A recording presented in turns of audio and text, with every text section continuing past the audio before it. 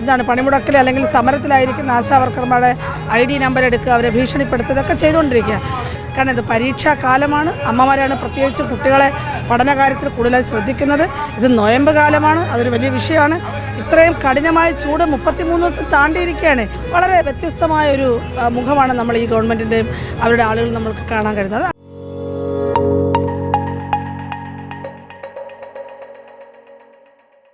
നമസ്കാരം. ആശാവർക്കർമാരുടെ സമരം ഓരോ ദിവസം കൂടുന്തോറും ശക്തി പ്രാപിച്ചുകൊണ്ടിരിക്കുകയാണ്. ഇതിൻ്റെ ഭാഗമായി ഈ വരുന്ന 17-ാം തീയതി ആശാവർക്കർമാർ സെക്രട്ടേറിയറ്റ് സ്തംഭിപ്പിച്ചുകൊണ്ട് സമരമുറയുമായി രംഗത്ത് വരികയാണ്. ഈ ഒരു സമരത്തെ പൊളിക്കാൻ CITയും സഖാക്കളും ശ്രമിക്കുന്നുണ്ട് എന്നാണ് ആശാവർക്കർമാർ നമുക്ക് നൽകുന്ന സൂചന. എന്തായാലും ഇതുമായി ബന്ധപ്പെട്ട് ഈ സമരത്തിൻ്റെ നേതാവായ യസ്മിനിയും അതുകൂടാതെ ബിന്ദുവും ഇപ്പോൾ മറുനാടനോട് പ്രതികരിക്കുകയാണ്.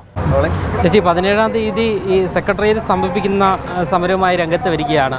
ഈ ഒരു സമരത്തെ പിന്തിരിപ്പിക്കാനുള്ള ശ്രമം ഏതെങ്കിലും കോണിൽ നിന്നും ശ്രമം നടക്കുന്നുണ്ടോ?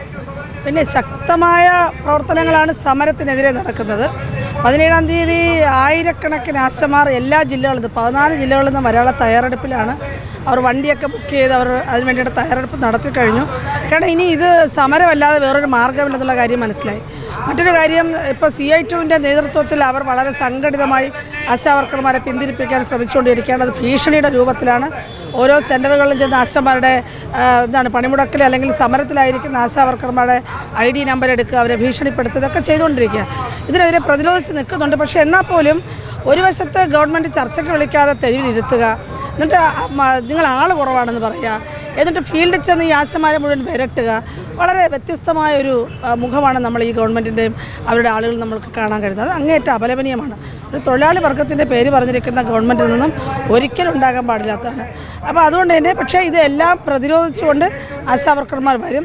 ഫീൽഡിൽ പോകുന്ന കരിങ്കാലിപ്പണി ചെയ്യുന്ന അല്ലെങ്കിൽ സർക്കാരിൻ്റെ ഏറാൻ മൂളികളായി ഇരുന്നുകൊണ്ട് ആരെങ്കിലും ഫീൽഡിൽ പോകുന്നുണ്ടെങ്കിൽ നാട്ടുകാർ ചോദിക്കുന്നുണ്ട്, നിങ്ങൾക്ക് വേണ്ടി പൊരിവെയിലത്ത് ആശാവർക്കർമാർ സമരം ചെയ്യുമ്പോൾ നിങ്ങൾ എങ്ങനെയാണ് ഇവിടേക്ക് വരുന്നതെന്ന്, എന്തിനാണ് നിങ്ങൾ സമരമുഖത്തേക്ക് പോകുന്നത്? നാട്ടുകാർ ആട്ടിപ്പായിക്കുകയാണ്. അപ്പോൾ അതൊരു പുതിയൊരു ട്രെൻഡാണ് നമ്മൾ കാണുന്നത്. സാധാരണഗതിയിൽ ഇങ്ങനൊരു ട്രെൻഡ് കാണാറില്ല. മറിച്ച് മറ്റൊരു കാര്യം എന്ന് പറഞ്ഞാൽ നമുക്ക് പറയാനുള്ളത്, ഈ കേന്ദ്ര ഗവൺമെൻറ്റിൻ്റെ മുന്നിൽ നമ്മൾ നരേന്ദ്രമോദിയെക്കുറിച്ചാണ് നമ്മൾ വളരെ ഭീകരരൂപമായിട്ട് പറയുന്നത്. 11 തവണയാണ് കർഷകരുടെ സമരത്തിന് ചർച്ച നടത്തിയത്. 11 തവണ. അതിന് വേണ്ടിയിട്ട് പ്രത്യേക മന്ത്രിമാരടങ്ങുന്ന ഒരു പ്രത്യേക സമിതിയെ രൂപീകരിച്ചുകൊണ്ട് ഓരോ സമയത്തും അവർ ചർച്ച ചെയ്താണ് മുന്നോട്ട് പോയത്, അല്ലാതെ വെറുതെ ചർച്ച ചെയ്യാറുന്നിട്ടല്ല.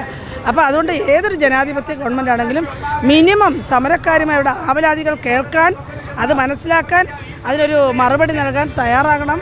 അത് നൽകുമെന്നാണ് ഞങ്ങൾ പ്രതീക്ഷിക്കുന്നത്. ഇനിയും വൈകരുത്. കാരണം ഇത് പരീക്ഷാ കാലമാണ്. അമ്മമാരാണ് പ്രത്യേകിച്ച് കുട്ടികളെ പഠനകാര്യത്തിൽ കൂടുതലായി ശ്രദ്ധിക്കുന്നത്. ഇത് നൊയമ്പ് കാലമാണ്, അതൊരു വലിയ വിഷയമാണ്.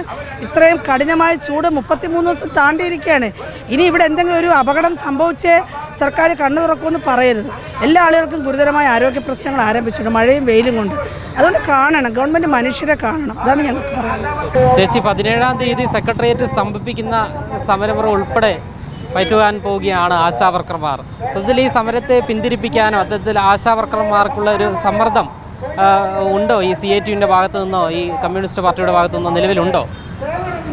സമരത്തിൽ നിന്ന് സമരത്തിലേക്ക് ആശമാർ വരുന്നതിന് പിന്തിരിപ്പിക്കാനുള്ള ശ്രമം തുടക്കം മുതൽ നടക്കുന്നുണ്ട്.